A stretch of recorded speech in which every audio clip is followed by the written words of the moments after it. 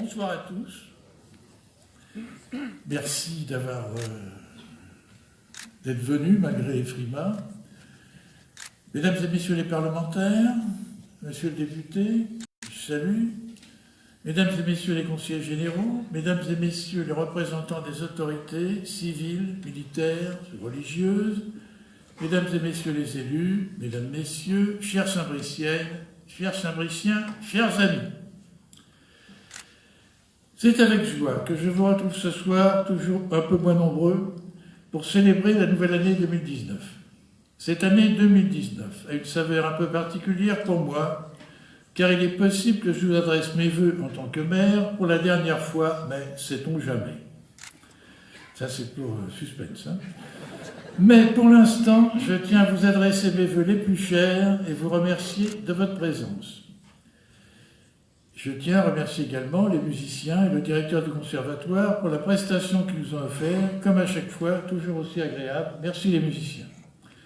Je tiens à saluer les présidents d'associations et avec eux tous les bénévoles. C'est avec plaisir que j'en vois plusieurs dans la salle, que je les ai vus à l'entrée. Merci. Je les remercie chaleureusement pour le travail qu'ils accomplissent au quotidien, pour le rayonnement qu'ils contribuent à apporter à notre commune.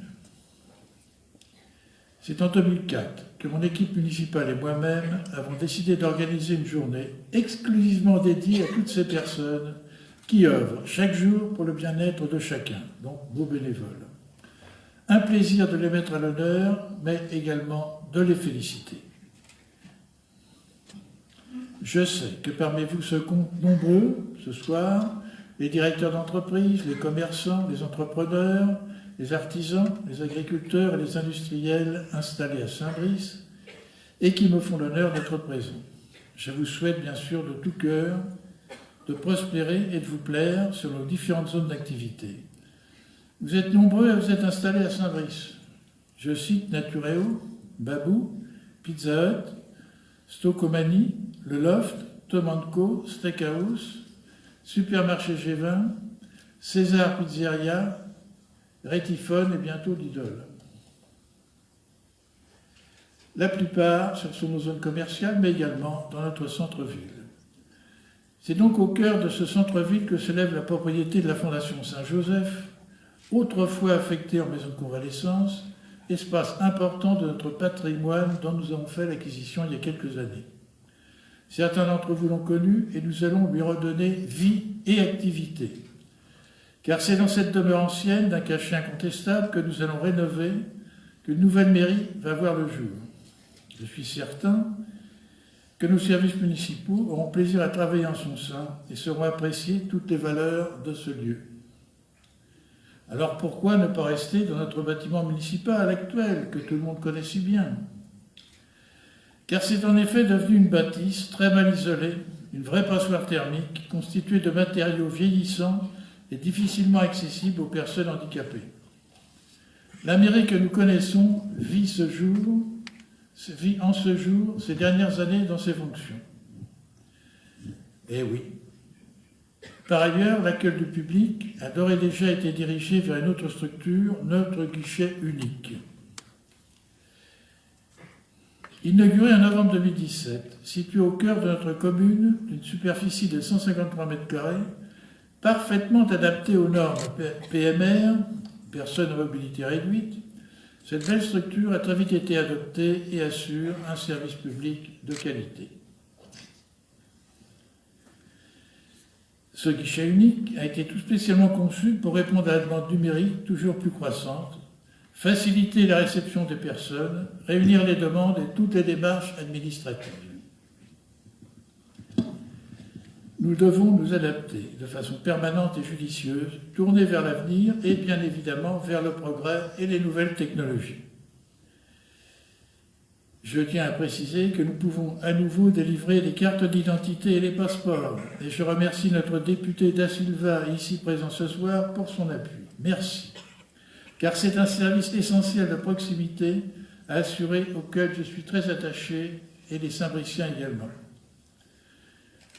D'autres belles réalisations ont vu le jour également ces 2 dernières années, et notamment dans le secteur de la petite enfance. Je vais citer la crèche L'Azuré d'Audet, d'une superficie de 300 m² pouvant accueillir une vingtaine d'enfants. D'autre part, la microcrèche de Myrtille, rue de Paris, d'une superficie de 200 m² pouvant accueillir près de 14 enfants. Ensuite, l'Aurore, qui réunit la crèche familiale et la crèche collective pouvant accueillir une quarantaine d'enfants. Et donc, avec la Lucine, qui compte, elle, jusqu'à 36 enfants, la capacité d'accueil de la commune a considérablement augmenté. C'est un effort important supporté par la commune et nos partenaires financiers qui nous soutiennent, mais qui offre de nombreuses solutions et possibilités aux jeunes parents. C'est une promesse de campagne et un vrai challenge pour moi et mon équipe municipale de répondre à cette attente. Donc ce sont des crèches municipales et non pas des crèches privées. Donc c'est quand même à le souligner. Et puisque nous sommes dans le secteur de l'enfance, à noter pour cette année l'extension du restaurant scolaire de l'école élémentaire Jules Ferry et la construction d'un dortoir dans l'école maternelle Jean Charles. J'ai également la chance d'avoir inauguré en septembre dernier la salle multisport réalisée grâce aux membres du syndicat de Nézan avec la ville de Groulet, d'une superficie totale de 507 m², destinée à l'accueil d'associations sportives et des collégiens pendant leurs cours d'activité physique. Une belle réussite dont on se félicite. Cette structure porte le nom Salle Colonel Arnaud Beltrame. J'ai en effet souhaité rendre hommage à l'un de ces hommes morts pour que d'autres puissent continuer à vivre. L'acte héroïque de cet homme, que cet homme a accompli pendant l'attentat du Super U de Trèbes, m'a profondément impressionné, incarnant des valeurs inestimables comme l'altruisme, le dépassement de soi et l'abnégation. Ce héros sera désormais associé à la commune de Saint-Brice, un modèle pour notre jeunesse et pour nous tous. J'aperçois les représentants des forces de sécurité publique, des centres de secours et des forces de l'ordre dans la salle et je les salue. Saluons tous ces hommes et femmes qui nous protègent et qui risquent leur vie chaque jour pour que la nôtre reste intacte. Je ne manque pas de remercier également les agents de la police municipale qui œuvrent chaque jour à mes côtés. Ceux-ci sont désormais armés. Je tiens également à remercier mes homologues et autres personnalités de la communauté d'agglomération Plaine-Vallée avec qui j'ai la joie de travailler. Je sais que certains sujets ne sont pas simples, surtout quand il s'agit de sujets datant de près d'un demi-siècle. L'entretien des réseaux d'assainissement dans la ZAC des Vergers. C'était, je crois bien, de la part de mes prédécesseurs, une patate chaude, voire une bombe à retardement, et je ne les remercie pas de me l'avoir laissé. Je peux dire que tout a été fait pour satisfaire les administrés, et j'ai veillé à l'égalité de traitement entre tous, quel que soit leur lieu d'habitation. Égalité entre les Saint-Briciens. Je tiens également à évoquer la difficulté que je rencontre devant certaines situations d'urgence. Des immeubles qui risquent de s'effondrer, des familles à la rue sans que nous soyons en mesure de les reloger, comme on voit les bâtiments étayés rue de Paris. Hélas, les propriétaires malhonnêtes que nous avons plusieurs fois signés nous font beaucoup de dégâts. Nous avons dû réquisitionner un local afin d'abriter des familles entières. Nos logements d'urgence, tous occupés. J'ai la conviction que quel que soit le nombre de logements d'urgence, ils seront toujours tous occupés. Et je veux signaler que 80% des logements sociaux sont des quotas appartenant à la préfecture et au 1% patronal. Il reste à peine 20% pour les Saint-Briciens, alors que la ville est caution solidaire pour les 100% des bâtiments. C'est assez extraordinaire, mais c'est comme ça. Dans cette équation, il est très compliqué de satisfaire nos administrés. Je demanderai solennellement au président Macron pour que ce soit 50% pour les Saint-Briciens et 50% pour l'effort national. Moitié-moitié. Les promoteurs sont à l'affût pour acheter le moins de bout de terrain, la moins de petite maison, avec une maison avoisinante si possible, afin de bâtir un collectif. Quel riverain rêve de voir s'élever devant sa maison un immeuble, fût-il petit, et de devoir partager les places de parking avec les nouveaux arrivants? Je n'en connais pas. De quelle manière pourrons-nous satisfaire des administrés en colère? Comment les apaiser quand l'État nous impose de créer des logements et nous refuse le droit de rejeter un permis? Les maires, nous devons en convenir, n'ont que très peu de latitude dans ce domaine. Et si nous ne sommes pas aidés par le gouvernement concernant l'immobilier, qu'en est-il en matière de dotation qui baisse progressivement, régulièrement, en nous demandant de maintenir les services à la population, voire d'en créer d'autres, et ce bien évidemment sans augmentation d'impôts. Mais passons, si vous le voulez bien, sur des sujets plus gais et plus agréables. Comme vous avez pu le remarquer depuis une dizaine d'années maintenant, de date de sa création, je n'ai pas manqué une seule fois de les mettre à l'honneur. Je les fais monter sur scène, écouter mon discours, mais surtout leur prouver que leur élection est importante au sein de notre commune. En effet, ils ont été élus pratiquement de la même manière qu'une élection municipale. Ils ont fait une campagne, ils ont fait des affiches, ils ont fait des prospectus, et siègent dans les mêmes conditions que notre conseil. C'est pour eux un vrai apprentissage de la démocratie, et pour moi une aubaine, de les conduire vers demain en leur expliquant qu'ils doivent être force de proposition, respecter les projets votés à la majorité, les mener à leur terme, s'investir pour la ville, leur quartier et les habitants. Je vais maintenant demander à M. Baldassari, en charge du conseil municipal des enfants, de les citer un à un en procédant à l'appel. M. Baldassari, vous avez la parole. Bonjour. Alors, je vais commencer par Heider, qui est là. Voilà, Heider. Lola. Lola, qui est la plus bavarde. Vraiment. Ensuite, je vais dire, je vais commencer par les filles après. Victoire. Allez, Victoire. Ensuite, Evan. Ah bah là, c'est un garçon. Voilà. Abibatou. Ali Erdem. Et puis après, je ne me rappelle plus, Philippe. Voilà. Alors, moi, je voulais vous dire, c'est un instant de bonheur que je passe tous les mercredis après-midi avec cette équipe. Ils ne sont pas tous là, ils ne pouvaient pas tous venir, mais c'est vraiment génial. Alors, je vais vous dévoiler ce soir le sujet qu'ils ont eux-mêmes défini, et je dis bien eux-mêmes. En aucun cas, pour ceux qui me connaissent, parce que vous allez voir le sujet, vous allez tous dire, c'est encore Patrick Baldassari qui les a manipulés, manœuvrés pour en arriver là. Eh bien non, pas du tout, je le dis devant eux. Je n'ai même pas participé à cette délibération le jour où ils l'ont fait. Et je leur souhaite un super courage, parce qu'ils s'attaquent à quelque chose où même nous, adultes, on n'est pas capable de le faire. Dieu sait que pourtant, on râle tous.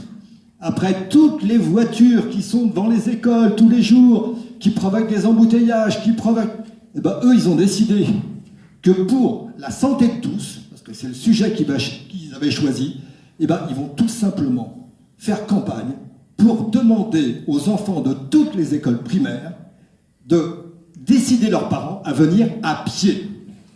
Et je pense, alors c'est un super challenge, on va essayer de les aider, mais quand ils en sont arrivés là, j'en suis resté baba en me disant, ça fait des années qu'on crie tous, peut-être qu'ils vont y arriver, ça va être compliqué, ils le savent, mais je leur fais confiance, ils vont trouver les bons moyens pour essayer de décider et de convaincre beaucoup de parents. Bravo à eux.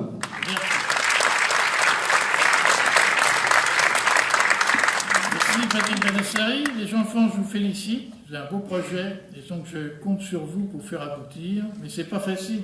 C'est facile d'avoir des projets, mais alors les appliquer, c'est souvent plus compliqué. Et j'en sais quelque chose. En tout cas, vous êtes notre avenir, vous êtes l'avenir de notre pays. Savez-vous que notre commune a reçu 2 beaux prix ces 2 dernières années. Tout d'abord, le label Ville active et sportive en 2017 avec un laurier et le 2e laurier en 2018 qui récompense notre environnement et nos équipements sportifs. Bravo, c'est pour la ville. Et l'autre prix, le prix de l'éco-conception qui consacre notre magazine communal grâce à nos actions en matière de développement durable. On l'applaudit également pour ce prix. Je félicite par ailleurs tous les acteurs qui ont contribué à ces labels qui distinguent notre commune. Alors, le secteur de la communication innove et progresse avec son temps, avec la création des pages Facebook, YouTube, Instagram, des applications dans l'air du temps que vous pouvez emmener avec vous partout sur votre mobile. Et depuis le 1er janvier de cette année 2019, la municipalité dispose maintenant d'un site internet à la hauteur de ses habitants et de leurs attentes. ainsi totalement nouveau, adapté aux tablettes numériques et aux smartphones, que je vous invite à visiter et à découvrir. Vous saurez apprécier les fonctionnalités de dernier cri et surfer entre les différents onglets. Et puisque nous parlons communication, j'ai quelques informations à vous donner. Alors, je suis aux affaires de Saint-Brice depuis 2001. Je suis le maire depuis 2001. Et je m'apprête à terminer le 3e mandat. C'est un peu tôt pour utiliser ce terme, mais voyez-vous, certaines personnes, issues même de ma propre équipe, me rappellent fréquemment que nous ne sommes pas loin de nouvelles élections municipales. Je crois même pouvoir affirmer que certains les attendent avec une impatience non feinte. Et oui, au cas où vous ne l'auriez pas remarqué, la campagne a déjà commencé. Alors les rumeurs vont bon train et les interrogations sont nombreuses. Depuis 3 mandats, notre liste, l'Union pour Saint-Brice, n'a eu de cesse de s'entourer de personnes de bonne volonté, sans investiture de partis politiques, tournés vers un seul objectif, le bien-être des Saint-Briciens. Être à la tête d'une commune comme la nôtre suppose une exigence de chaque jour, un devoir d'écoute essentiel, un investissement à toute épreuve. C'est être capable de mesurer chaque situation avec empathie et d'y répondre afin de servir l'intérêt général. On ne se répéterait pas assez l'intérêt général. Et donc, les intérêts particuliers ne forment pas un intérêt général. Alors, je n'écarte pas le fait de me représenter pour un nouveau mandat si je n'ai pas trouvé un successeur en qui j'ai totale confiance. Bien sûr, je ne vous cache pas que j'ai déjà quelques idées en la matière. Toutefois, je sais que beaucoup d'entre vous sont très attachés à notre commune et sauront placer à sa tête les meilleures personnes. Je vous souhaite à toutes et à tous une excellente année 2019 pour vous-même, pour ceux que vous aimez, en n'oubliant pas de formuler des vœux pour notre ville, notre communauté d'agglomération Plaine-Vallée et pour notre patrie, la France. Je conclus en remerciant les élus, adjoints au maire, conseillers municipaux avec délégation, ainsi que les fonctionnaires de la ville qui effectuent un travail admirable. Je vous remercie chaleureusement de m'avoir écouté et à tout de suite le pot de l'amitié et du fond du cœur. Vive la République, vive la France. Merci.